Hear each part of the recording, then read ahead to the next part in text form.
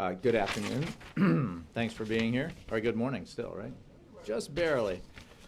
Good day, ladies and gentlemen. As you know, the President not long from now will be heading to Virginia, where he will meet with a family that is one of the many, many thousands of families that submitted their stories to hashtag My2K, part of that effort to explain what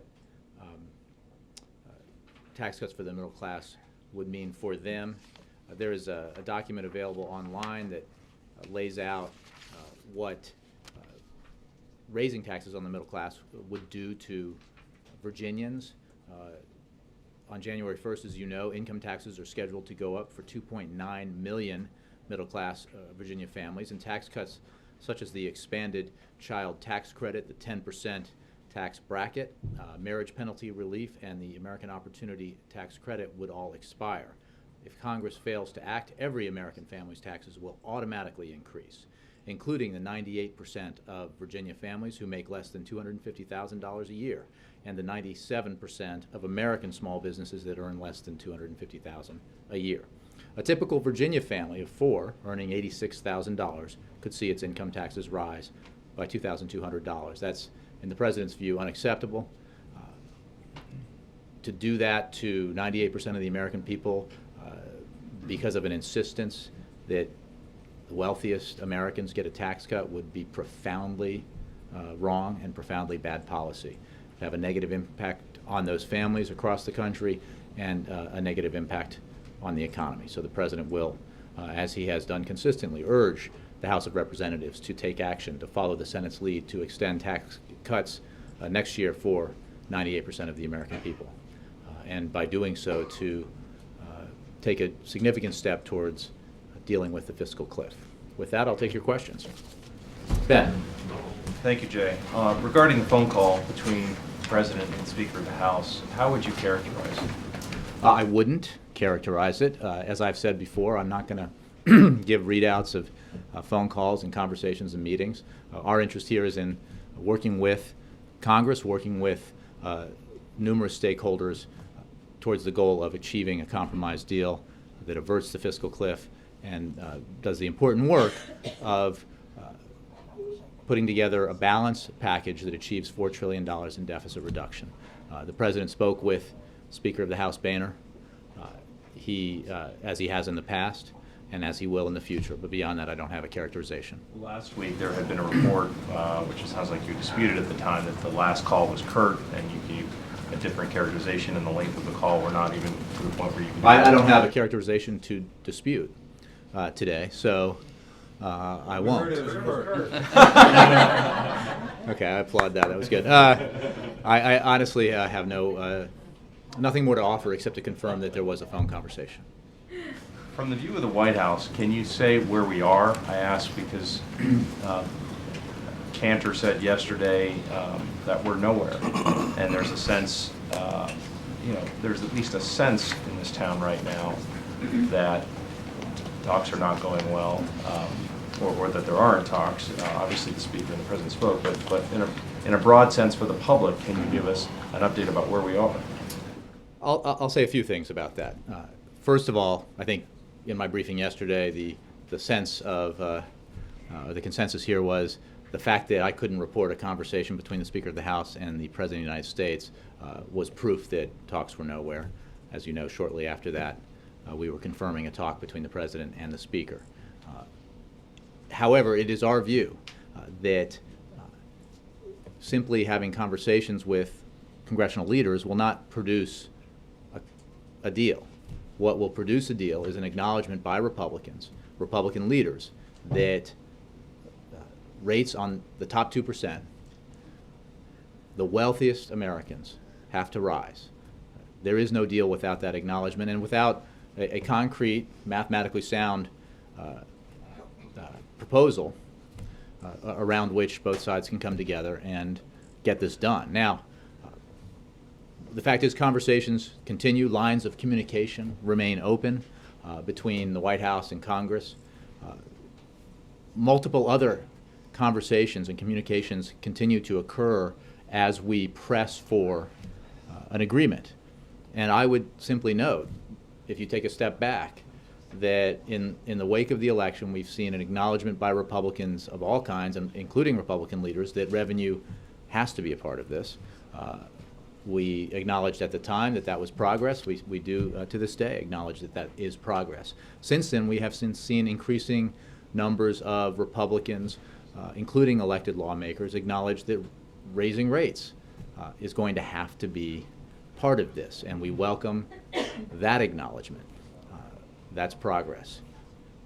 But we're not there yet. What we don't have is a specific, concrete proposal from Republicans on the revenue side to discuss, one that recognizes that rates have to go up, and one that recognizes that in order to achieve the $4 trillion deficit reduction package that the president seeks and that every bipartisan commission says we need to achieve the goal of putting our economy on a sustainable fiscal path, requires a certain size of revenue to make it balanced and fair. One question on Governor Christie's meeting today with the president. The Democrats on the Hill have said that the White House is pushing a supplemental in the range of $50 billion to help states that have suffered through the storm. Governors in the region, including Christie, want more than that, maybe in the range of $80 billion. Can you describe sort of the nature of this conversation between the two leaders, and also what the White House is basing its figures on?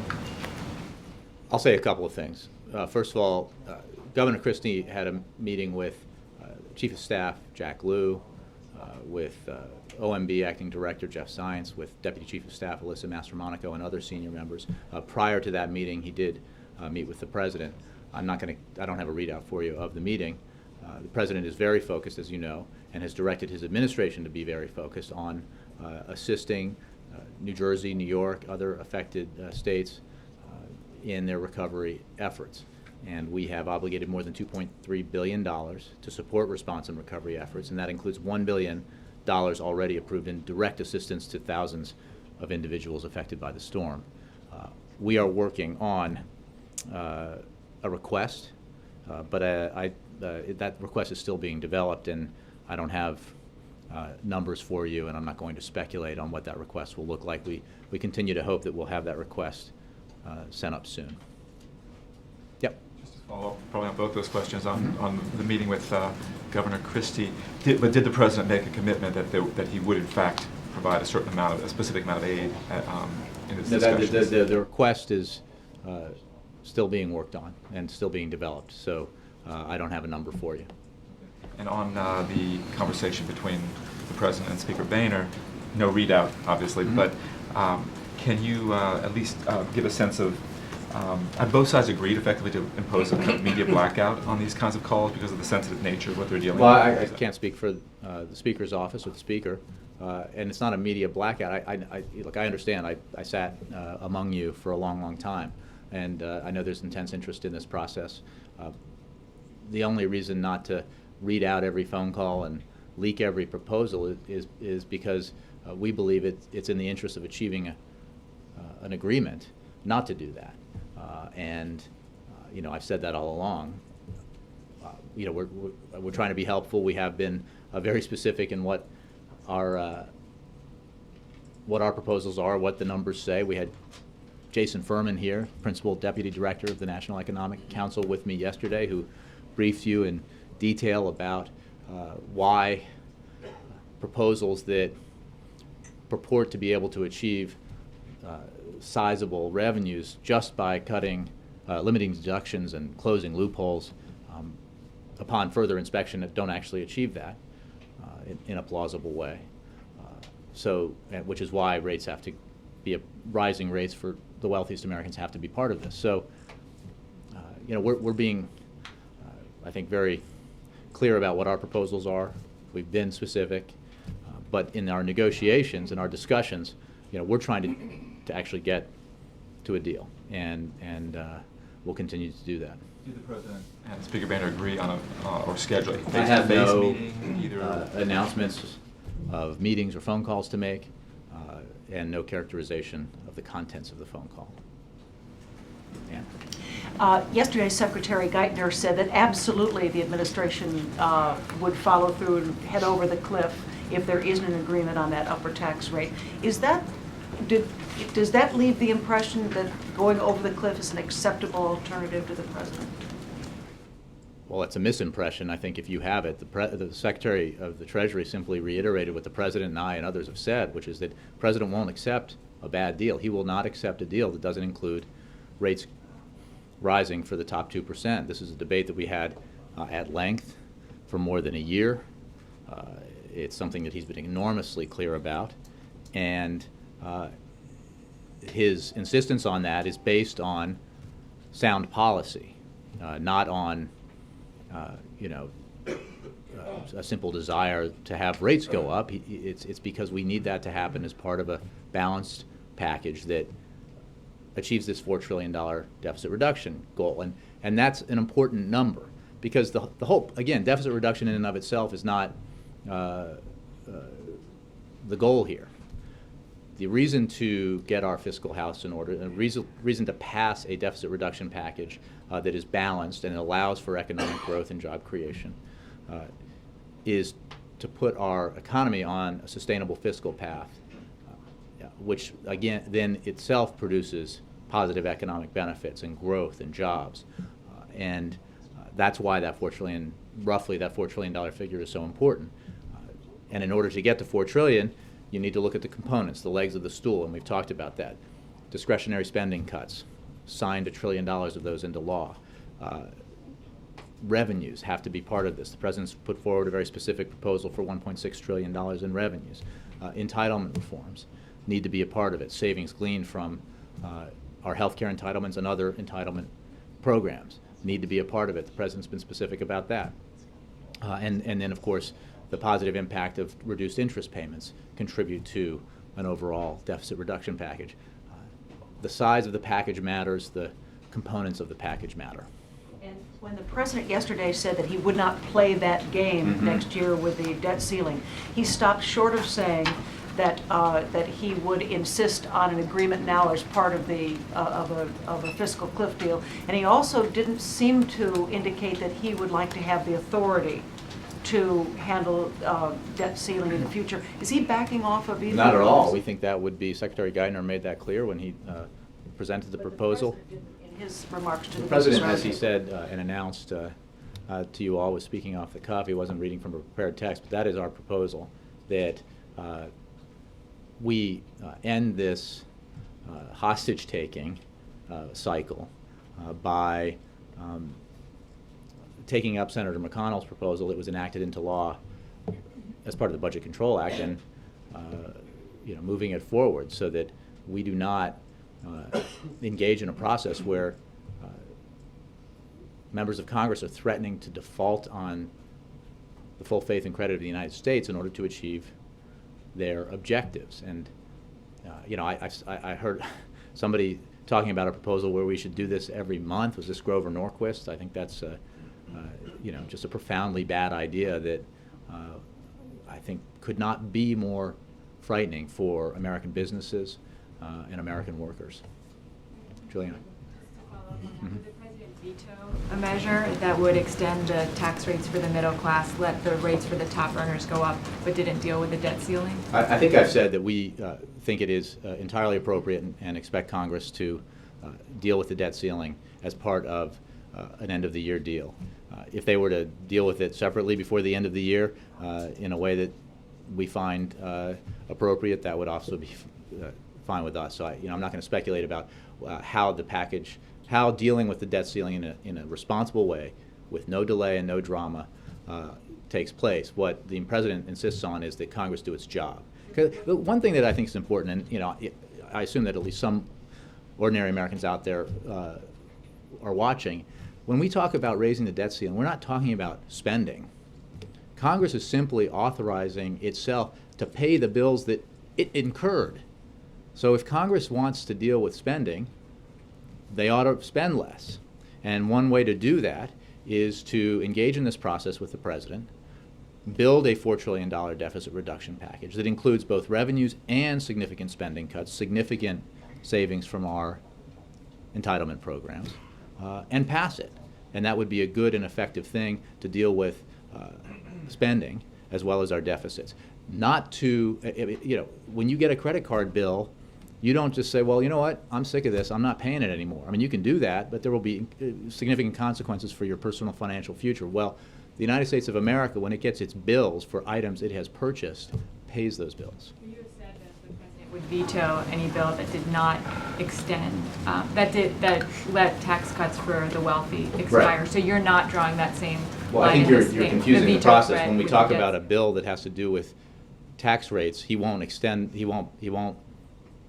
veto a bill if it were to get to his desk. He would not sign a bill that extended tax rates for the wealthiest Americans. Again, we believe that dealing with the debt ceiling ought to be part of this end of the year package. It ought to be done without delay and without drama. If it's done separately, that's fine. I think the easiest way, since we don't have a lot of time, is to just get it done as part of an overall compromise. Can I just follow up on that? Because when he says, I won't play that game, what role does he have in the game? In other words, it's up to Congress to do this. He is We know not what- going to provide, he's not going to engage in a negotiation with Congress where members of Congress who seem to think it is helpful for the economy to threaten default in exchange for demands. He's not going to do that. He's not going to play that game. And that, I mean, you were there, Mara. We were all there. We saw what happened when when there were demands made that we'll let the United States of America default if we don't get this, this, and this. And that's just not the way to run the greatest economy in the world. What leverage does he have to force Congress to do that, to raise I the think game? we've talked a lot about the influences on our lawmakers, and it would be not surprising to me if already the voices we've begun to be heard in the business community and elsewhere,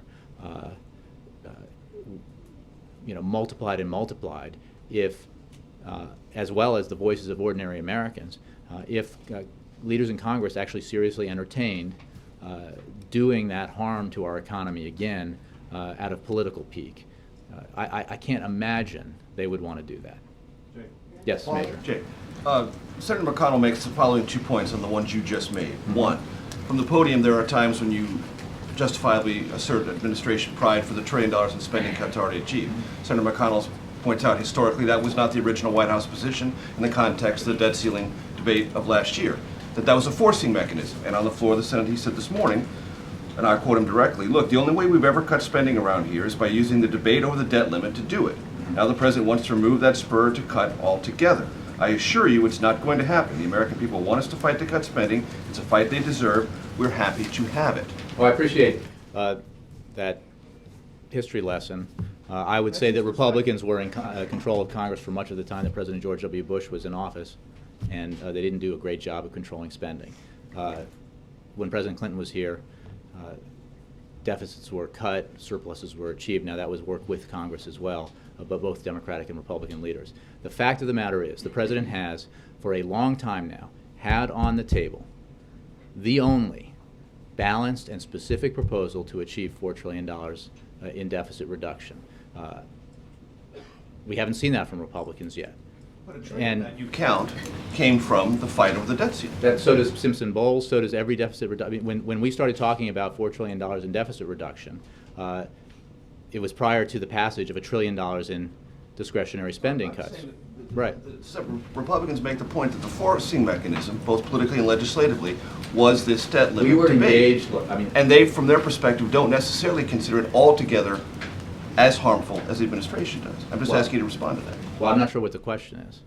Why isn't that a valid argument to continue to use the debt ceiling as a forcing mechanism So, to achieve spending cuts? I would ask American businesses, I would ask American workers, whether they think that what happened in the summer of 2011 when Republicans, some with great enthusiasm, threatened to have the United States default for the first time in its history, was worth the price paid.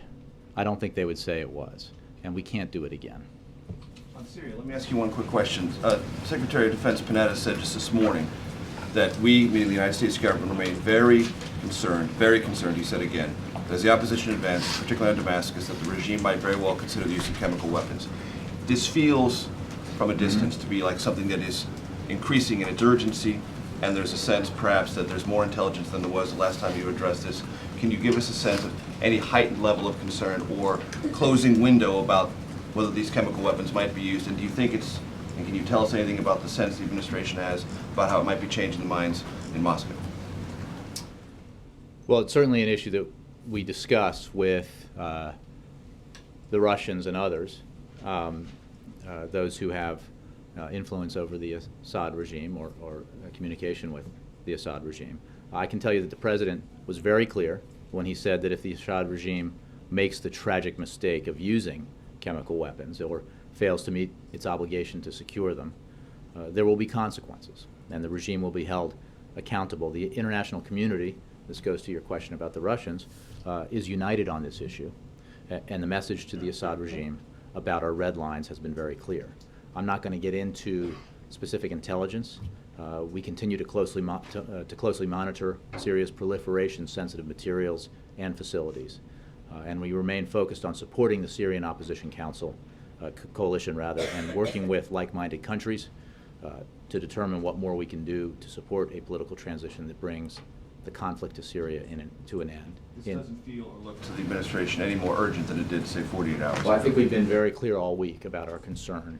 Well, probably longer to that, but since this has been a heightened, an issue that's getting heightened attention, we have made clear, I think in very stark terms, our concern about it. I wouldn't want to characterize our assessments based on intelligence any more than that. Jay, you said a moment ago it's frightening for Republicans to bring back the debt ceiling again and raise the specter of the nation defaulting. Isn't it frightening for the American people to hear the Treasury Secretary say, we're willing to go off the cliff? The President of the United States will not sign a bill that extends tax cuts for millionaires and billionaires, or for those making more than $250,000 a year. This is an issue that the American people understand. They are very clear about, and if public surveys are to be believed, are supportive of the President on. We can't afford it. He has made this very clear. What he has also made clear is that Republicans in the House could act today to give tax cuts for 98% of the American people. They won't, or at least they have not, because they insist that tax cuts for the top 2% are more important. If they didn't have that opinion, if they didn't have that position, 40 of them could change their minds. The bill could be brought up, it could pass the House, and uncertainty for 98% of the American people would go away on this issue. Unfortunately, we haven't seen that willingness. And you know, again, the speciousness of the argument that this is all about small businesses has been debunked repeatedly. It's not. And giving a tax cut for those who make under $250,000, as the President insists we do, would apply to 97% of small businesses in America, 98% of American earners. So we have to do it. But when you draw a line in the sand and you say there can't be a deal without the tax situation being dealt with, you're not emphasizing, and the President, in the comments to the Business Roundtable, not emphasizing the spending cut side of this that the Republicans are pressing. And to use your credit card analogy, when you say, well, if you're in credit card debt, you got to pay your bills. If you're $16 trillion in credit card debt, you also have to stop taking out more credit cards, right? So that's, to Major's question, the Republicans are saying, unless they bring up this debt ceiling thing and have that out there, you're not going to cut spending. You're just going to keep, the debt limit goes higher, and you keep spending more money. Well, you that's and false. Congress, both. That's simply false. The President's put forward a very specific deficit reduction plan, and let's talk about cuts, okay? The President signed into law $1 trillion in discretionary spending cuts. The President has a specific proposal to achieve $600 billion in savings from our entitlement programs, including our health care entitlement programs. And he has been constant and explicit in making the point that he understands that as part of a negotiation and as part of reaching a deal, that he's going to have to make tough choices on spending. And he is absolutely willing to do that. He knows that he will have to do that. But it requires the Republicans to acknowledge the simple fact and to act on the simple fact that rates are going up for the wealthiest Americans. It is simply not acceptable to hold 98% of the country hostage in order, on the proposition that folks making more than $250,000 absolutely have to have another tax cut. We can't afford it. So when it comes to spending cuts, this president is deadly serious. I mean, again, I want to go back to what I talked about before. The purpose here is to achieve a $4 trillion package in deficit reduction. It's not only to create revenues for revenue's sake. It's not. It is the goal here is deficit reduction. One of the reasons why we can't extend tax cuts, the principal reason why we can't extend tax cuts for the wealthiest Americans, is because we need to pay down our deficit. You saw what happened. You were here in 2001 and 2003. Tax cuts that were first. I mean, I covered the campaign. 2000, we had to enact a tax cut of more than $1 trillion, said the man who then became president, because we had surpluses. And that money should go back to the American people. So that was one way of getting rid of our surpluses. Then we had to, as the economy began to slow down, we had to give a tax cut because it would help the economy grow. And then we did another one of over $1 trillion. And the result of that and other policies, of putting 2 wars on a credit card and some of the other policy decisions were made, is that we took a situation in January of 2001 where we had record surpluses, and just 8 years later we had record deficits. When this president was sworn into office, he was handed a deficit of over $1 trillion. That's not sound economic policy. We can't go down that road again.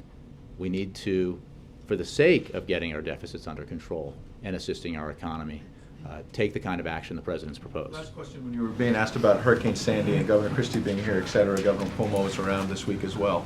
You have people in New York and New Jersey who are saying, and I understand that the administration can't heal everyone overnight, but there are people in New York and New Jersey who are saying weeks later they still don't have electricity. People are having, one guy had his house bulldozed, his house was still standing, it got bulldozed because of confusion. People are still hurting, they still don't have electricity weeks later. So for all the talk in Washington, how is it that some people still have not been helped?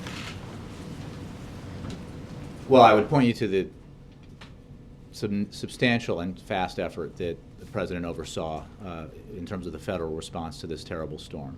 And I think that that effort by FEMA and other agencies, by the Department of Defense, and the unprecedented action that the military took to assist in this effort has been documented and talked about. There is no question, as the president saw when he was on Staten Island, that there is enormous suffering that continues. And that's why we are working closely with states and localities to continue the effort to assist in the recovery and ongoing activities to mitigate the damage done by the storm, the damage to people's lives and to the economy in those states. But there's no question. Now, some of the issues that you mentioned in terms of power and, what sounds like maybe a mistake in terms of how, those are obviously local issues. But this president has been very aggressive in pressing the leaders of his administration to cut through red tape, to act swiftly and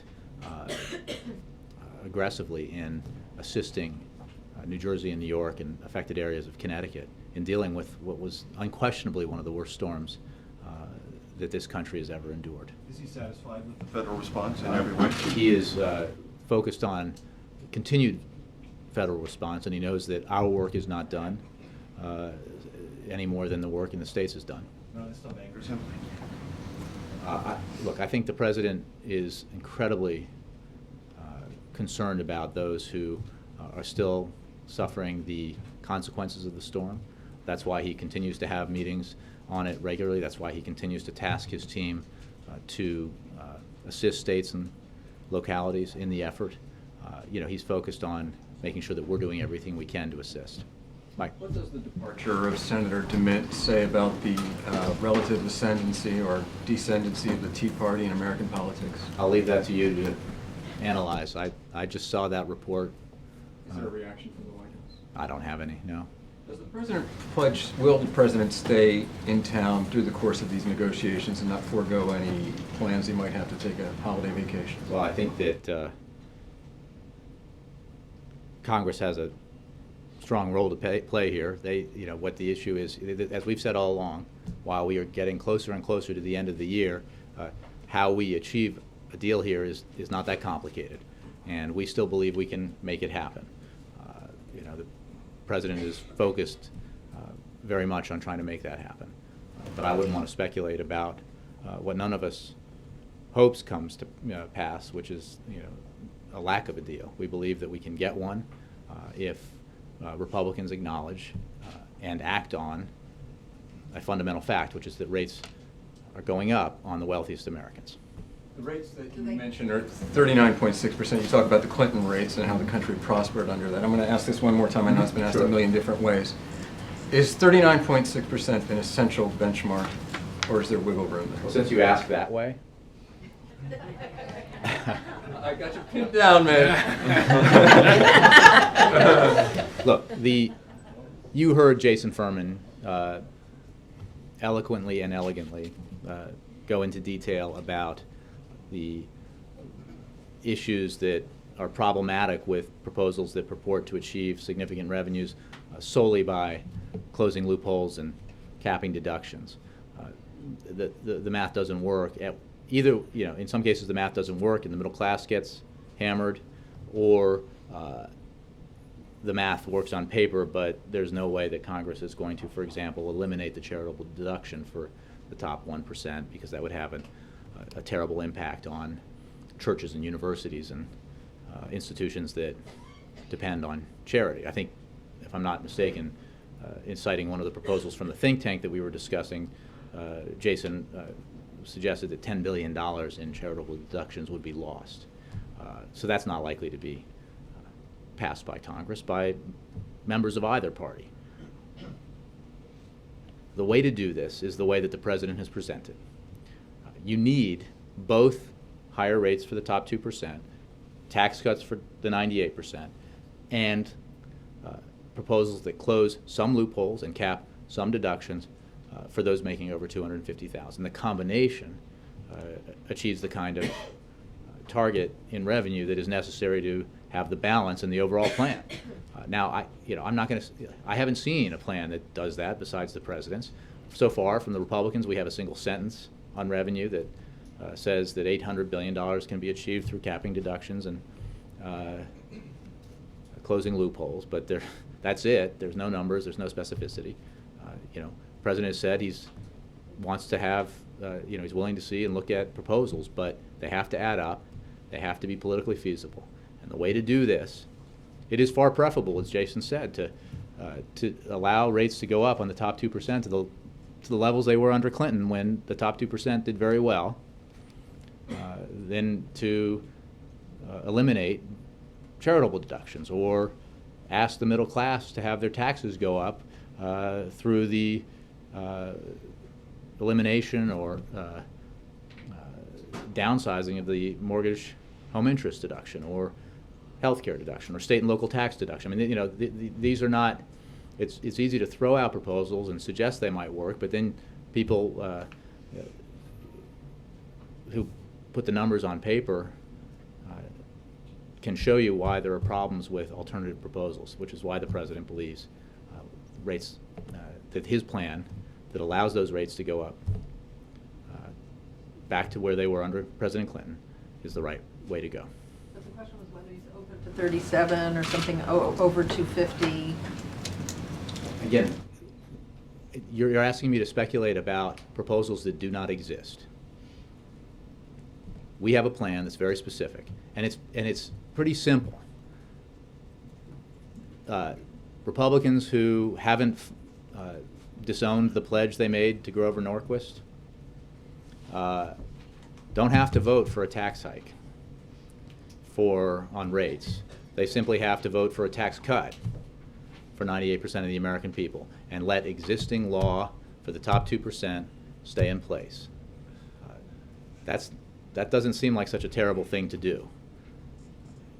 It's also absolutely the right thing to do as a matter of policy.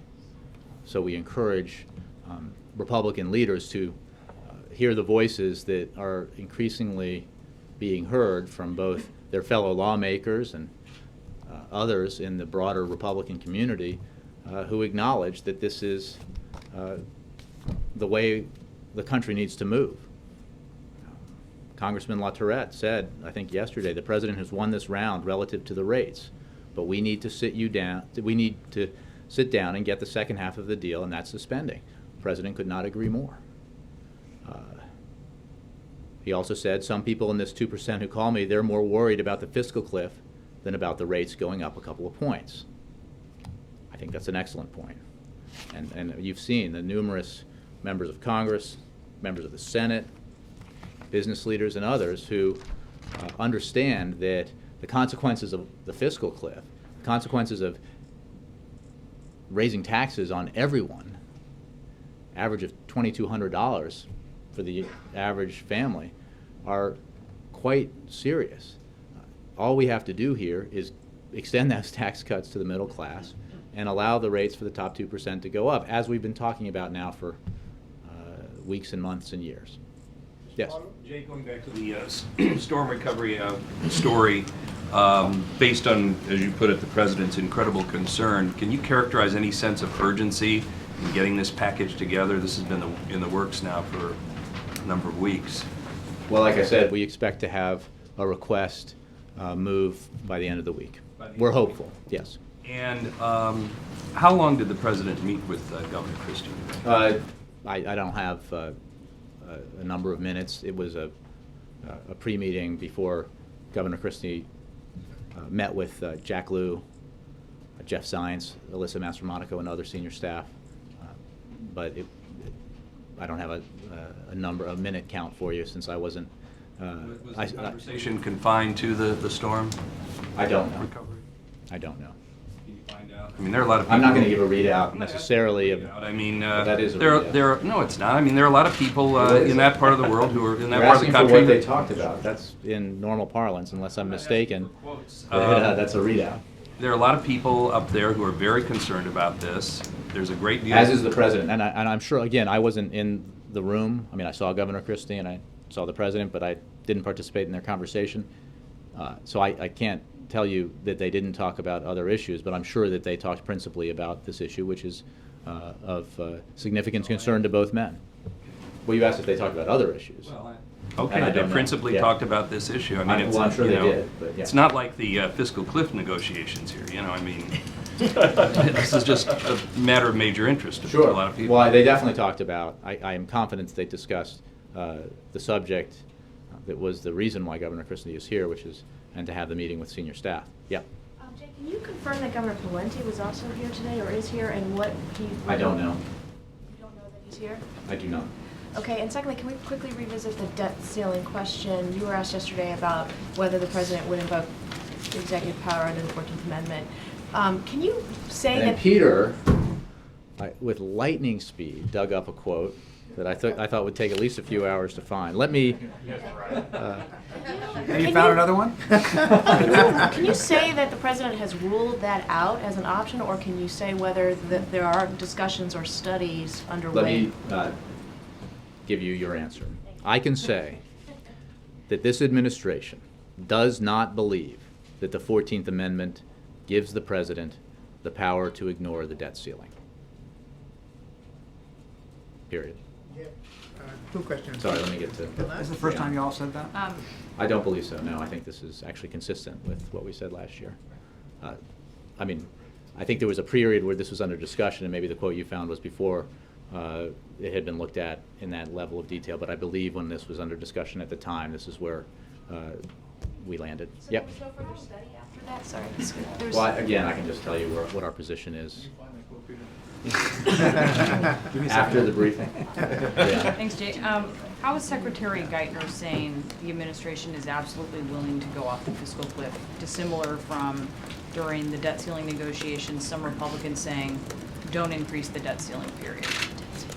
Well, they're wholly different things. I mean, this is what's interesting too, and I actually do believe that there are people even in Washington who don't understand this, and understandably in the country who don't understand that we are actually talking about polar opposite issues. The fiscal cliff is not about deficits. It's about cutting spending and withdrawing money from the economy too quickly, and that impact would be negative on the economy. Because let's be clear. The fact that both have major economic consequences. Well, again, the President is clear that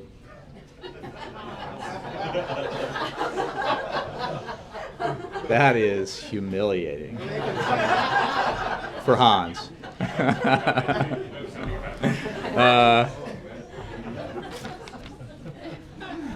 You guys, somebody has to find out who that is. It's a specialized ring.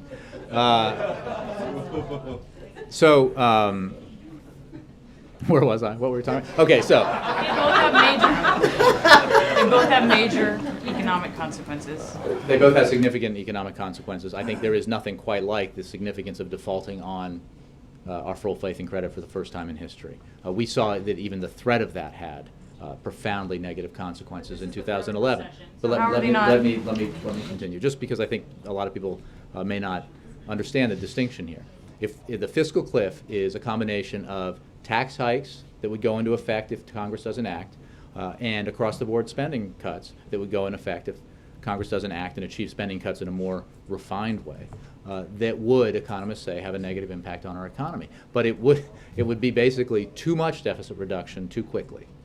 And that's no question. Would send the economy into recession. I promise I will answer your question. But I think I bet I'm certain there are people who are watching who don't understand. I saw a proposal by a governor today that seemed to confuse the issue, that fiscal cliff actually had to do with deficit, the problem of high deficits, and it's the opposite. It is action that the absence of action here would result in significant tax hikes and across-the-board spending cuts that would have a negative impact on the economy because of the immediacy and the effect of them. Okay, so what Secretary Geithner was saying, as the President has said and as I have said and others, is that the President will not accept a bad deal. He will not sign into law an extension of tax cuts for the wealthiest Americans. We can't afford it. It's bad policy. Republicans know that. This is not news. We've been having this debate for years. It was the #1 focus of debate in a presidential election that just ended. So, again, I read you a series of, well, I could read many more, but you know about, and I know you've reported on, a series of acknowledgments by Republicans, members of Congress and others, who acknowledge that the wealthiest are going to have to provide revenue in order to avert the fiscal cliff and to achieve sustained deficit reduction of the size that we've talked about. Rates are going to have to go up, as the President said. This is simply a matter of Secretary Geithner repeating what the President said. There is no deal without rates going up. I remember you standing there and saying that Republicans were playing chicken with the credit of the United States. How is this not playing chicken with the health of the U.S. economy? Here's the choice that Republicans have to make. Give tax cuts to 98% of the people, or have taxes go up on everybody. That doesn't seem like the worst choice in the world, right? Let's extend tax cuts to the vast majority of the American people and not refuse to give those tax cuts to the people because you insist that millionaires and billionaires and those making over $250,000 a year have to get another tax cut too. It's just, it's nonsensical. And again, members of Congress don't even have to vote when it comes to rates for a tax hike. They simply have to vote for a tax cut and let the law, as it's written, stay in place. And just lastly, Senate Minority Leader McConnell tried to get a vote yesterday on the Senate floor on the President's deficit reduction proposal, and Senate Majority Leader Reid objected.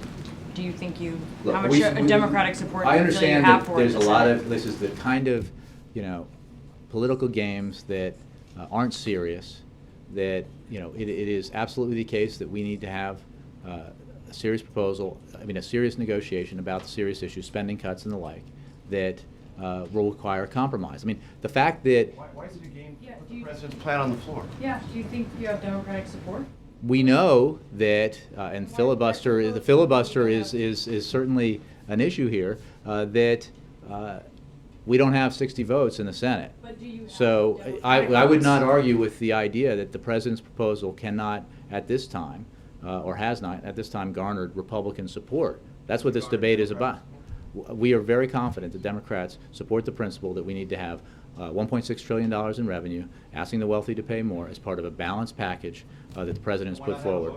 Country the Republicans don't want to pay. I understand that you're going along with the gamesmanship here. We're trying to be serious about these negotiations. We have put forward a proposal. We have seen no substantive counterproposal, especially on revenues, from Republicans. Well, if that's gamesmanship, then how is the president's proposal not gamesmanship? How, he didn't say, here's my proposal, take it or leave it.